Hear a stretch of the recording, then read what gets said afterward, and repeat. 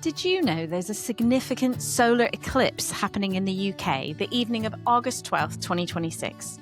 It's supposed to be one of the most impressive ones to see in our lifetime, and it coincides with the Perseid meteor shower, so shooting stars might also be visible that night. Could your church host an eclipse watching party as a way to connect with your local community?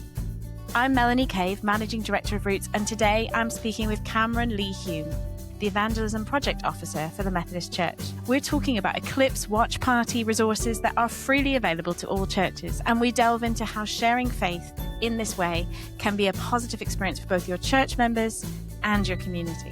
Thanks for joining us on the Roots for Churches podcast. Here we go. Cameron, welcome to the Roots for Churches podcast. Great to have you. Great to be here. Thanks very much. So we are going to talk about something that is happening quite soon in August. It's a solar eclipse. So I feel like I studied this in school and have promptly forgotten everything I've learned about solar eclipses. So can you tell me a little bit about what's happening in August and why is it a big deal?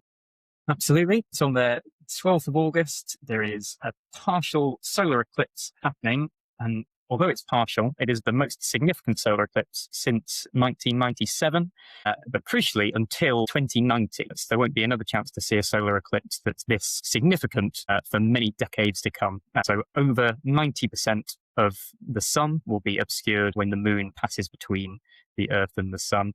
Lots of people that I've spoken to remember very fondly the last solar eclipse that we had in the UK, which was in 1997. Lots of people have memories of kind of going outside. I think it was during work hours. I must admit, I was only 1 year old at the time, so I can't remember it, which I quite enjoy reminding people about. And so, yeah, we're excited. This is going to be a chance where lots of the country will be interested. And I see kind of in the news, it's starting to pop up a bit now. The kind of momentum's starting to gather where people are getting excited about this eclipse because it is, for some people, a kind of once in a lifetime opportunity to see a celestial event of this significance.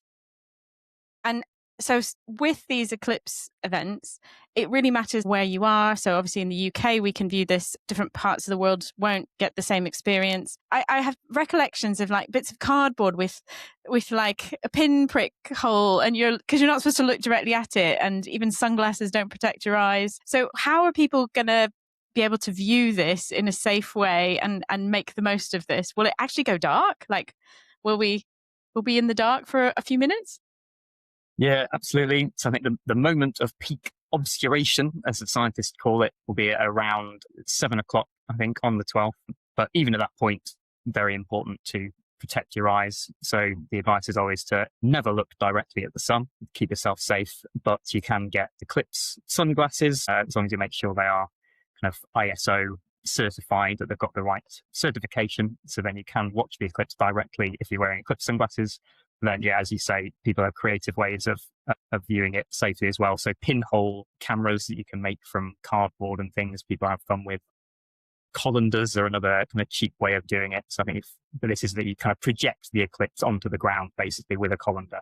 So you can still watch it happening, but you're looking in the opposite direction to the sun, if that makes sense. So, yeah, one of the things we're encouraging people to do is to have fun with it, particularly if you've got young people in congregations, or you can invite young people to, make a day of it, do some crafts, make some pinhole cameras ahead of the eclipse and then use them on the day and that sort of thing. So yeah, there are ways of doing it safely and funly as well. And so this solar eclipse in August 12th, you said, 2026, is aligning with a Methodist Day of Outreach. So the idea is that churches would do some sort of outreach event or a solar eclipse viewing party to align with this. Tell me how this idea came about, that this could become something that churches could really get involved with. Yeah, absolutely. So one of our main learnings in the Methodist Church, as we've been implementing our God for All strategy, really trying to get churches being courageous and confident in evangelism, is one of the things that moves the dial for people in terms of confidence with evangelism is having gateway experience of evangelism, one kind of safe, positive experience where people realize, oh, this is something that we can do. So as the Methodist Church, we thought about how do we enable this kind of experience for more people.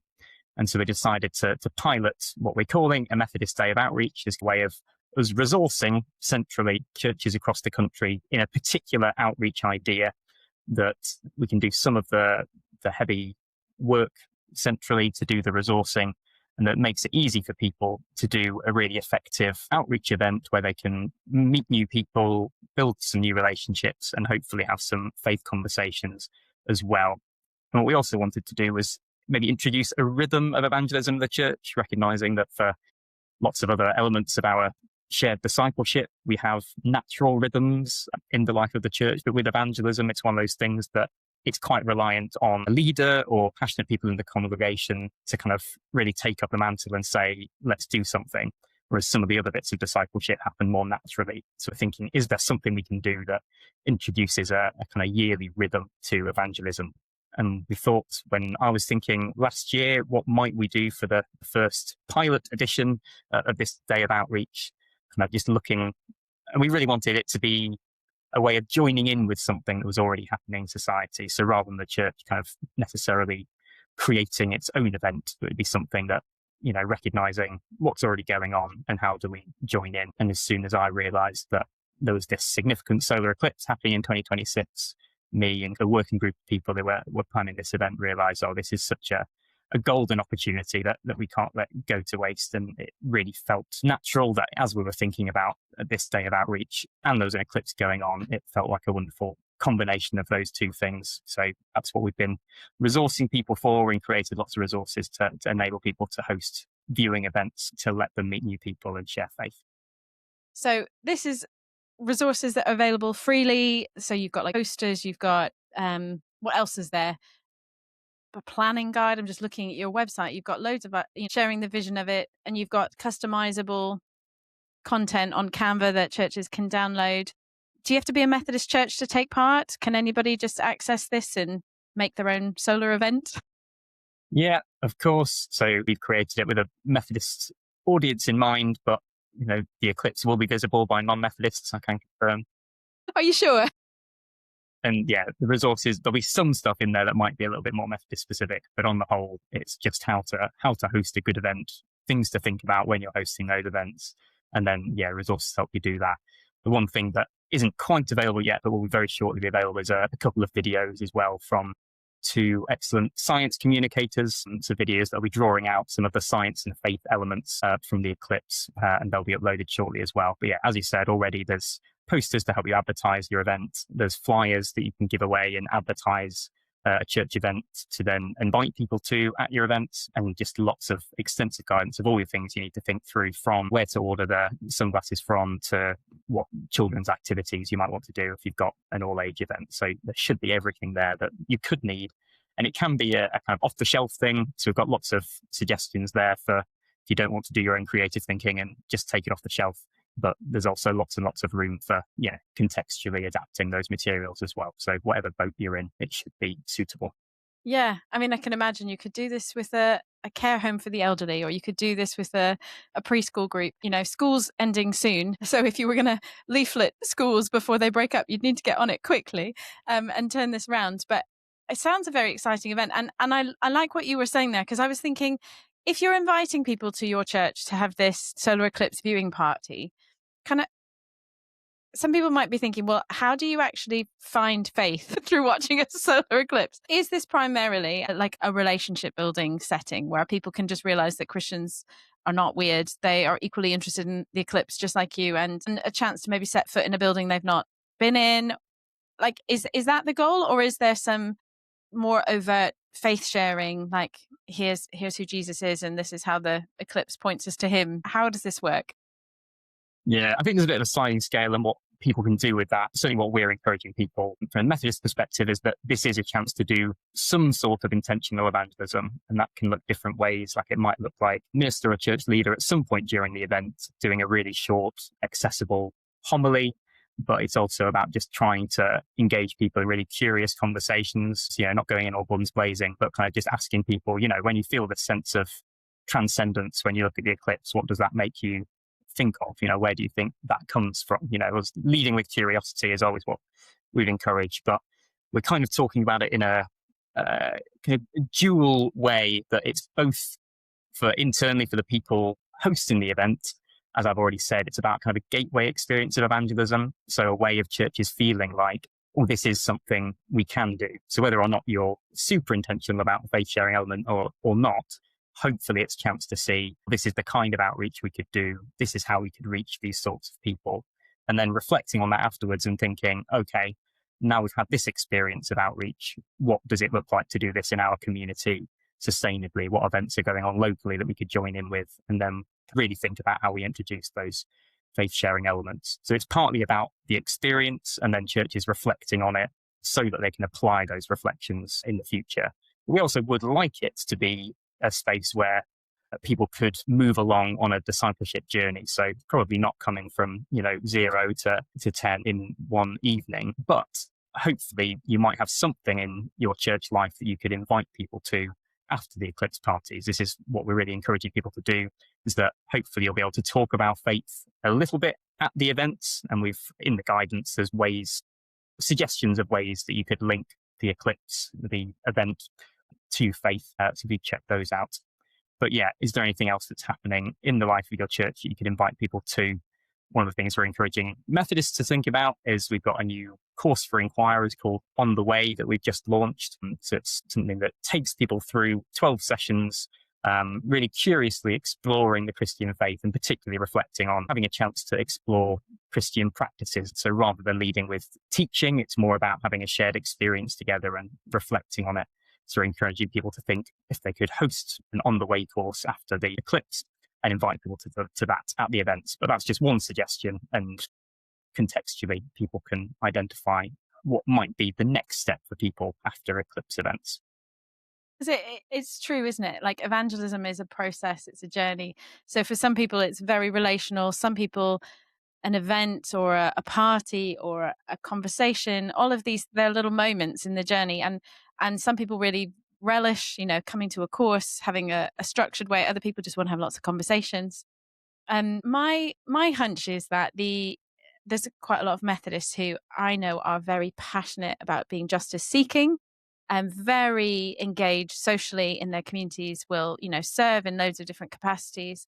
But I wouldn't have seen them as the kind of people who would describe themselves as evangelists. In fact, they'd probably kind of feel a little bit uncomfortable about that term. But it feels like there's a massive shift in the Methodist Church. Like evangelism is one of your core priorities. And so I feel like there's been a change in the way that you are talking about evangelism. I think it's also evident in the UK. There seems to be a shift in the general public. Like people are much more interested in talking about faith, interested people buying Bibles, like who are not Christians at all. They're just buying Bibles randomly off the shelf or online. People are turning up to churches cold, like they have no background and they're just interested. So there's definitely something shifting and happening that people are interested in having faith conversations. But I think maybe us as Christians, we're the ones that are more uncomfortable about it. We have the social anxiety of like, oh my gosh, I don't want to say anything because I don't want to be rejected, or I don't want to be rude. I don't want to be pushy. And so I guess my question is like, you're working for the Methodist Church, trying to help the Methodist Church and help Methodists. But I'm thinking just Christians generally get over ourselves kind of and loosen up a bit about how do we share faith, realizing that actually more often than not, people do want to hear what we're saying, but we think they don't. Like, how do we help either church leaders give people that experience of like a positive experience? And as you said, this gateway, is it telling stories? Is it, how do we cross that threshold where we can get over ourselves? Yeah, absolutely resonate with lots of what you're saying. And one of the things I might say most frequently to the people that I talk to is that people are almost invariably more interested than you think you are. And I think that's one of the biggest mindset shifts that we can enable for people, is actually realizing that, people are usually up for a conversation about faith. And I think that was probably true 20 years ago, but it seems that is more true now than perhaps it has been for decades. And, I'm really excited that I get to do this job at a time where spiritual openness, particularly among young people, but perhaps more generally as well, is on the rise. And I think, part of what I'm trying to do is, is say that message that actually you might have formed your opinions about evangelism and formed your kind of expectations of evangelism in a context that we're no longer in. So even if you have all your reservations about it, have a fresh think, because actually some of those assumptions might not be true anymore if they were ever true. In terms of, how we enable that, kind of, as I've said, I think one really important thing is to help people have one really good experience. But to have that one really good experience, there is a certain barrier that you've got to push through. One of the things I often talk about is that, almost everything worthwhile in life, never mind just in evangelism, is on the other side of a bit of discomfort. And I think perhaps a bit of cringiness. I think that's often what we sometimes encounter, that people, asking that one question, taking the step to be like, so what do you think about X? Or you've used that word, I wonder if you could unpack that a bit for me. Kind of asking that first question that takes a conversation a little deeper, asking that first question that opens up a faith conversation. That's usually the biggest barrier we have to get across. But once we do that and realize that it's not as bad as I thought it would be, that can enable more confidence and courage in people. So that's certainly one of our hopes for this event. But just more generally is the getting over that first experience, doing that first small thing that's intentionally evangelistic. And usually that helps people see that it is possible. We can actually do it. I watched, I think it was a podcast the other day, and the guy was talking about social anxiety. And he was saying, basically, the way to overcome it, overcome your fear, is basically to challenge the underlying assumption that people are going to reject you, people are going to be mean. And he says the only way you can do that is by basically setting yourself out to get rejected. And so he tells the story of this man who decided he was going to choose some outlandish question every day to ask. And so he knew it was so ridiculous, he was going to get rejected. They were going to say no. So he was going to desensitize himself to rejection, was his plan. And so he sets out this plan every day, and he videos himself, and he does this thing, and you're listening to him, and you're like, he goes, one of the first ones, he goes to the security guard in the bank and asks for like $100 or £100, and a guy just laughs and goes, that's not really how it works. But he was like, well, he wasn't mean, he didn't shout at me, he didn't arrest me, he just laughed. I can cope with that. And then as it gets going, like, he goes into restaurants and asks for really ridiculous things, and none of them are faith related. But he says, as he goes through this, statistically, 51% of the time, however outlandish it was, they often made it happen for him, which he was gobsmacked by. But he said most of the time, like, if you analyze the interaction, it was positive. People were kind. If you were polite, they were not harsh to us. The response. And so I think we have this mindset as Christians that I'm going to ask a very tentative question around faith, and the person's going to shoot me down and like scream at me or something. And it's just not what happens, particularly in the UK. We're a bit too polite. Like, you might get an awkward, cringy moment, as you say. But, there's plenty of awkward, cringy moments in many conversations, and we survive them. But it's like, oh, it's not as bad as all that. Oh, people value being in a conversation. And so I do just think, as you say, like, we just have to get over ourselves a little bit and have a go. And I think maybe there's something, as you say, this day of outreach, if everybody's doing it, if everybody's inviting friends, if everybody's taking a little risk, and you're praying about it together as a church, there's something of like, together we can do this, we can support each other, we can be accountable. But then there's be lots of stories, I think, of surprising people who said yes, people who said, oh yeah, I'll come along, that sounds fascinating, or I'd never thought about it like that. So yeah, I think it is, a lot of this is getting over ourselves, isn't it? I think so. And I'm really excited for hopefully some of those stories to come in after the 12th of August, to hear how churches have kind of gone slightly outside their comfort zone. But I certainly expect and hope and pray that people will have these experiences of, I had a really good faith conversation and I wasn't expecting that to happen. But I think it's so true. I mean, I sometimes talk about, I've got some affirmations for evangelistic confidence that I take around and use in some of my training. So one of those is, people are more interested than you think. God is the primary evangelist. It's not all on us. We don't need to have all the answers. That's one of the really common things that people think, that they need to be kind of apologists. And I think that's great. And I think there are situations where you can talk people through that, and through training or through sessions or through preaching, you can help people break down those barriers a little bit. But I think it's most about learning. You have to embody it in some way. You have to experience it to really learn it. I often think about this around lots of advice. I think when I got married, people give you loads of advice before you get married, and you might think, oh yeah, that's really useful. But it's only when you experience why that advice is useful. You're like, oh, that's why they said that. And I think it's the same in evangelism a lot of the time, that you can kind of give people great advice, you can give people some theological input, but it's only when you step out and experience that you actually understand that training or the knowledge aspect of it. So I think, experiential learning is always the way for evangelism. And there's a verse I think it's in Titus, it says that you actually learn the depth of your faith when you share it. And I think, to me, that parallels that idea, like you've truly learned something when you can articulate it to somebody else. But also, as you begin to say, well, this is why I follow Jesus, or this is why my faith is so important to me. This is why I give up Sundays. This is why I'm here at this church. This is why I volunteer here. This matters to me. And when you can articulate to somebody else, even if they don't go, oh, yeah, that's for me too, it does something in solidifying your own faith that gives you more confidence. And I think that is compelling, and it's a discipleship thing. We share our faith because it's good for us as well as it's good for other people. Right, 100%. We often in our team talk about that evangelism evangelizes the evangelist. It's not my phrase, I stole that from someone else, but yeah, it's just so true, exactly as you've articulated. And thinking about evangelism as a discipleship practice, that, in the Methodist Church, we have something we call the Methodist way of life. We've got these 12 kind of discipleship practices that are all part of our communal and our personal lives. And what we're constantly telling people is that, evangelism isn't one of the things that you do once you've got the rest of your discipleship sorted. That, it's the top tier, is it? That evangelism is somehow the outworking of the rest of your discipleship. It's like, no, evangelism is part of your discipleship. Yeah. It's something that you learn from. It's something that grows your faith as you share it. Yeah. It's like you say. So, yeah. As essential as prayer. Yeah. Yeah, absolutely. Yeah.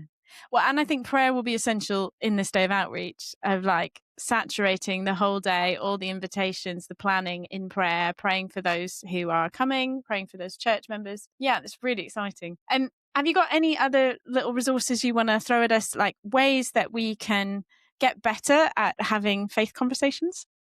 Yeah. So one of the other things that we've got available that people might want to use at the day of outreach, but is also useful outside of that, is a game called Conversations Against Mundanity. As people might have heard of the game Cards Against Humanity. The format is similar to that, but the content is much less rude. Oh, that's a shame, eh? A tool for having more meaningful, deeper conversations. The idea is like, what's something you've learnt about blank? And then you've got other cards that fill in that blank. So it might be life after death, or ghosts, or I don't know, anything. There's like so many different packs and different cards. But we kind of encourage this as a way both of having deeper conversations within church life. So one of the other barriers to evangelism that we often come across is that actually we're not very good at talking about faith with other Christians, never mind talking about people outside the church about faith. So a way of having those more real conversations within a Christian community with a bit of an external prompt in a fun game format. But also as an evangelism tool. But actually, in order to share our faith, in order to talk about Jesus, it usually requires conversations to get a little bit deeper first. And we talk about going at the pace of trust in evangelism. So, rather than you've met someone for the first time and immediately asking them what they think about Jesus, you go at the pace of trust and you gradually take conversations deeper. And once you've built that trust and vulnerability, you can open up faith conversations. And we think this is a little bit of a shortcut to that trust and vulnerability, bit of a shortcut to deeper conversations where faith talk might become possible. So yeah, people might want to use that as at Eclipse events, kind of on tables, or just have out and as a way of prompting conversations with people. But we think that's a really useful tool kind of generally in church life for having good conversations. I can echo that what have you learned about ghosts question. I used to do schools work, and that conversation with teenagers, like that opened all the floodgates of conversation. And you immediately start talking about supernatural encounters and all sorts of things. And because it doesn't sound like you're talking about Christianity. Again, people don't, if they were going to have guards up, they don't, and then you can share what you think about life after death and about Jesus and angels and all of that. So it is fascinating. I think, and also you don't have to have all the answers, but these open door kind of questions are really helpful. Yeah. I think it's just, as you say, building relationships, opening up deeper areas of conversation. I think in the UK, we like to talk about the weather. or complain about the trains not running on time or something like that. And it's like, how do we get past that polite back and forth? How do we take it deeper? And we all want that, because that's where real relationship happens. So I think just for emotional health, relational health, we want to take these relationships deeper. How do we do that? And I think, sometimes we just need a little bit of a nudge, don't we? A little bit of a help, a prompt. Yeah, that's it. And it's not being scared of those kind of external prompts. I think one of the things, the other barriers that we carry in evangelism is feeling that doing anything intentionally is inauthentic. That kind of, if you're kind of suggesting, oh, why don't we play this game? Or if you've prepared a few questions in a conversation, that somehow is, inauthentic, that you're not just going with the flow.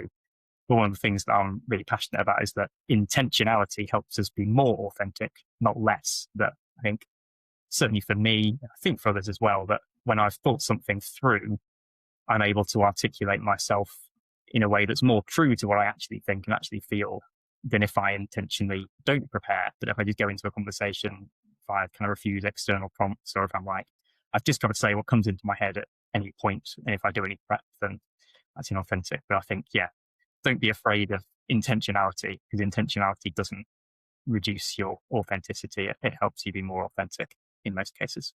Yeah. I'm just thinking, like, if you plan a date or something like that and you book a reservation or you plan where you're going to go, that shows care and love rather than like, it's not weird. So I think, again, planning ahead, thinking it through, thinking, I've been reflecting on this, and I've been meaning to ask you, what do you think about this? Like, they're going to feel like, wow, they thought about me when I wasn't here. I feel cared for, rather than that's weird or pushy. But I think we panic that we're going to be too pushy, or we're going to go too fast for people. And I think sometimes we have had, maybe it's evangelism training, where people try to take somebody from, as you say, 0 to 10 in one conversation. And that's rare. Like, most people don't go from 0 to 10 in one conversation. It takes weeks or months. But I think to take people on the journey in a conversation is not wrong. Like, it's just, you don't always have to get them across a finish line, as it were. That's where people feel pushed. But I think we've gone the opposite way. We're almost unwilling to get into the conversation now because we think it'll be seen as pushy. Mm-hmm. Yeah, I think it's not a bad aversion to have, because I think, we don't want to be too pushy, and we want to be, leading with curiosity rather than preaching at people. But the intentionality is in the asking of the question. Be curious, be genuinely curious about someone, about what they think and about what they feel. And that opens up the possibility of that conversation going in more meaningful directions and going in a faith direction. And I think the other thing is, kind of detaching yourself from results or outcomes, right? I think this is another reason why people are nervous, is because they think they need to generate a particular outcome. But that's another one of those things that, we leave that to God. We're responsible for the invitation, for some of the input, but, the output is totally that person's responsibility and God's responsibility. And I think, as I said already, God is the primary evangelist. We're just doing a tiny part of joining in with what God's already doing. God is already drawing people towards himself. And so, just taking the one intentional step of asking a deep question, and then, you've done your bit at that point. You can leave the rest to God and just be curious, but be intentional about being curious rather than intentional about generating a particular outcome. If our culture has shifted as well, in that we are increasingly tolerant, we are increasingly embracing of other faiths, other cultures, other worldviews. And as part of that, evangelism feels, I think some people might say, it feels like it's sort of modernist rather than pluralist, or, and so there's like a worldview clash inside our heads of like, but can I say I think I'm right? And that their worldview is wrong? I want to be tolerant. And how do I do evangelism that doesn't feel like I'm acting superior, or that doesn't feel like I'm trying to change somebody, or I'm trying to impose my beliefs on somebody else? And I think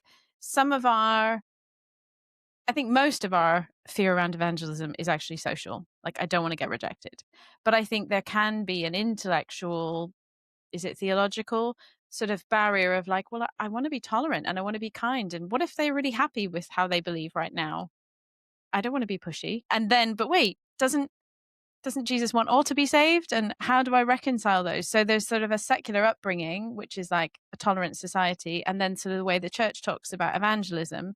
And they seem to clash right when we're about to talk to somebody and then paralyze us in a like, how do I do this? Do you feel like there's a way to navigate that? I think this is where testimony is probably really important, where, yeah, in that kind of modernist lens or kind of liberal lens, that kind of my truth is really important, right? That kind of lived experience is something that everyone, or lots of people like massively respect and really emphasize. And that, you know, sharing testimony isn't doing the kind of, didactic approach. It's not talking about doctrine or, apologetics. It's just sharing, this is my honest, authentic experience. What do you think of that? So you can kind of ask questions and be curious about someone else's perspective and honestly share your perspective without bumping into any of those issues that you articulate. Even though I think in some ways in like the last maybe 3 or 4 years, some of that is shifting again. I feel like people talk about peak woke in 2020, where I think that kind of perspective was at its zenith, and there's huge amount of value in that, and I wouldn't reject that in the slightest. But I think the massive emphasis on lived experience is the only possible way of speaking about truth. I think we're moving slightly away from that generally in the culture at the moment, in a way that enables a little more wriggle room to talk about, this is what we believe. And I think people really value genuine insight as well. Like, I think people like learning things and as well. But I think testimony is really powerful and something we really emphasize, that, you don't need to know all the answers. No one has all the answers, but you can really powerfully share your own experience, not just of your story of how you came to faith, but how you navigate faith in the now, how you encounter God in the everyday. And that's something that people can't disagree with anyway, because it's your experience. So being comfortable sharing your testimony, I think, is really helpful. And I think we're naturally curious. We're naturally storytelling humans. So all of us are a bit nosy. We want to know, like, oh, what is it that make you tick? Oh, how do you believe that? What's happened in your story? Tell me about your background. Those kind of things people are interested in. And so if we can tell our story and what makes us tick, what's transformed us, turning points in our lives, whether they agree with us or not, they're intrigued. And I think, so that storytelling, as you say, is compelling. I just think all the stuff that we watch on television, the films we watch, is storytelling. It's about what makes people tick. Is how do people handle hard times? So if we can tell those kind of stories, I think people will lean in, and stories stick with you longer than me drawing a picture of a bridge and Jesus making the way or anything like that. I mean, they're great. Like, I love all of these sort of illustrations because they do help, visualize. But I think stories of people's transformed lives, even if they're not radical, they're not, like a drug addict who's, totally sober now and clean. It doesn't have to be that. It's somebody that you kind of see some of yourself in, and you think, oh, that's interesting. I want to know how they got there, how they got that freedom. Tell me more. So I think we often think testimonies have to be radical as well, and we think, well, I've been in church my whole life. It's a bit boring. It's not boring. We all have been through pain and difficulty and have navigated things. And even navigating faith in our world is a challenge. So if we can articulate some of that, but as you say, we don't always talk to even Christians about those things. So getting some practice sharing stories, and even talking to a friend about, this is what's going on in my spiritual life, or this is how Jesus has showed up for me this week. That's helpful, isn't it, in our evangelism? Yeah, absolutely. And being like honest as well. Like, I think sometimes in testimony, people feel they've got to have this present a polished version of themselves as well, whether that's a dramatic testimony story or not. I think sometimes it feels like it needs to be like you're the finished product. But I think, being compelling is one of the most important things, and actually doubt and honesty and vulnerability and, sharing the things you struggle with in your faith, that can often be much more compelling to a non-Christian than, here are all the answers that I've come to, here are all the conclusions I've come to. Doubt is compelling as well as exciting stories. It's turning everything on our head, isn't it? It's like all the things that we thought we weren't supposed to do actually do work. Share your doubts, share your challenges, take a risk, do it badly. And often it works out really well. So If people are interested in doing this solar eclipse watching party and they go to your website, Methodist churches, you're wanting to sort of hear the stories and keep track of what's going on. Do they register that they're doing a party or something like that? Yeah, so there's a Microsoft form on the webpage. I think it's entitled, "We're hosting an event," just to let us know where you're doing that and any information you want to share about your event. We're going to put together a kind of digital map of where different events are happening around the country that we'll hopefully be able to share so that we can tell people where these events are happening and how they can go along. But equally, if people aren't going from a Methodist perspective, all the resources are there. They're all free. They're all available. Just feel free to use them and you don't need to let us know. But Methodist churches, it's good for us to be able to evaluate the event and then hear those stories and share those stories afterwards. If they could fill out the form to say that they're hosting an event, that'd be great. Well, it's not long now, so hopefully people, if they're hearing this, need to get straight to the website, start thinking and planning and advertising this, because Eclipse is coming up very soon. Thank you, Cameron, for your time. It's been really fascinating. Thank you. Really great to join you. If you want to find the solar eclipse resources from the Methodist Church, the Conversations Against Mundanity card game, and the On the Way course, head to the show notes for links. At Roots, we believe great church transforms lives and communities. Roots is here to resource you as you lead great church. GREAT is an acronym for our values: church that's growing, relevant, engaging, authentic, and together. We have weekly resources for Sundays, including song recommendations, preaching notes and sermon starters, intergenerational services, children, youth and under 5 sessions, and articles to equip you as you lead, teach and nurture faith. We also have lots of creative resources for outreach, like light parties, a poppy trail for remembrance, holiday clubs, nativity and Easter trails.